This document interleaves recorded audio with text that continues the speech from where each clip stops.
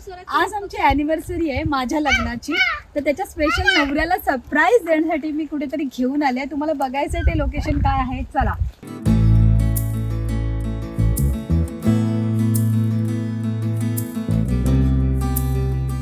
आणि ही आपली छोटीशी नदी आहे आणि त्याच्या पुढे डॅम आहे आणि डॅमच्या पुढे अजून एक मोठं सरप्राईज आहे माझ्या नवऱ्यासाठी. त्याला माहिती नाही की कुठे घेऊन आली आहे, तर बघूया आता, तुम्हाला पण दाखवते.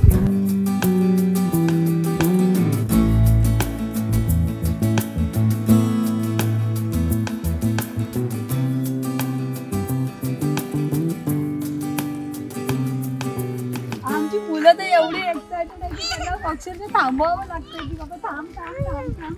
भार्गव बोलतो मम्मा ते बघ समुद्र समुद्र. त्याला सांगते भार्गव सगळंच पाणी आहे, समुद्र नसतं, काय काय नदी आणि तळे पण असतात.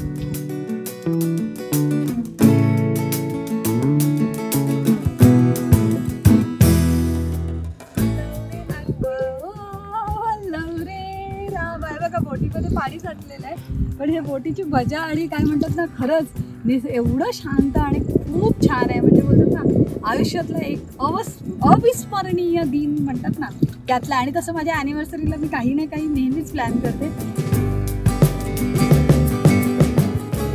Happy anniversary.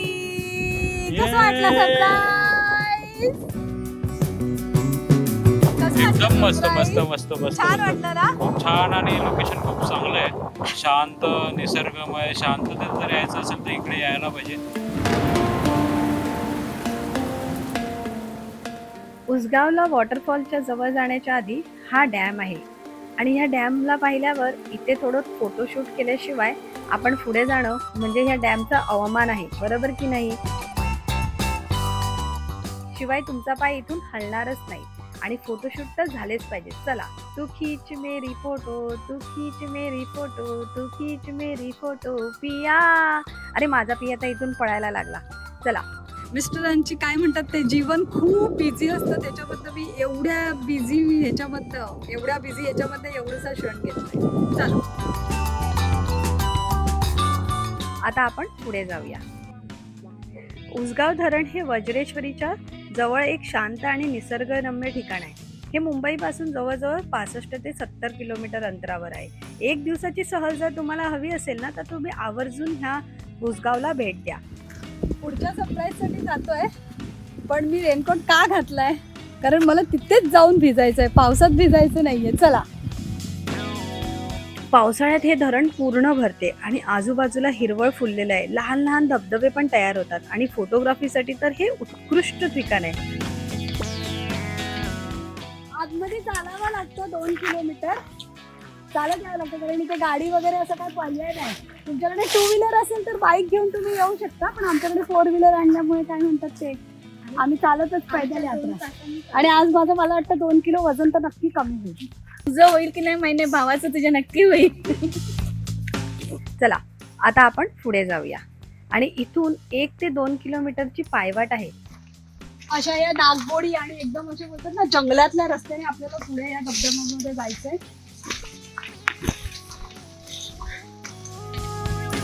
आणि ह्या पायवाटीमध्ये खूप अशी झाडी झुडपं आणि पालापाचोरा म्हणजे रानवाट म्हणतात ना, तसं झालेलं आहे. एका वेळेला एकच माणूस जाऊ शकतो, अशी सिंगलच पायवाट आहे. आणि बाजूला आहे बघा किती मोठे मोठे झाडं झुडपं आहेत आणि ह्याच्याशिवाय दुसरा कोणताही रस्ता नाही.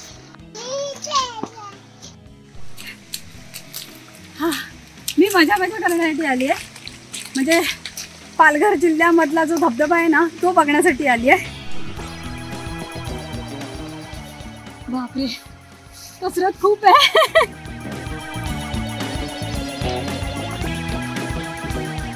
आता फायनली आपण आपल्या डेस्टिनेशनला पोहोचलेलो आहोत. पाण्याचा मस्त आवाज येतोय, पण इथे ना एक थोडंसं ट्रिक आहे. एक लेफ्ट आणि एक राईट, 2 रस्ते होते, तर आम्ही राईट पहिल्यांदा लेफ्टला आलेलो आहोत. त्याच्यानंतर विचार केला लेफ्टला धबधबा दिसतो की नाही ते बघूया, मग राईटला जाऊया. तर आता तुम्हाला पण दाखवते धबधबा दिसतो की नाही.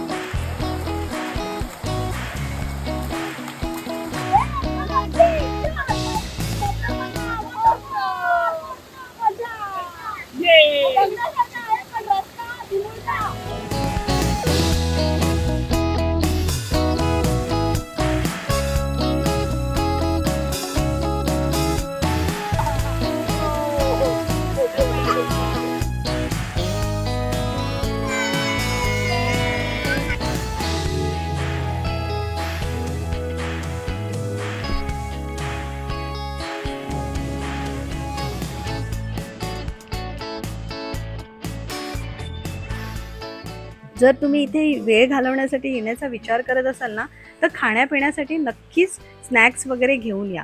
कारण इथे ना जवळपास असं दुकान किंवा पाण्याची सोय असं काहीच नाही आहे. कारण हे असं आतमध्ये आड साईडला असलेलं हे उसगाव हे गाव आहे आणि त्याच्याजवळ हा धबधबा आहे. चला, आजचा हा ब्लॉग तुम्हाला कसा वाटला तर नक्की सांगा.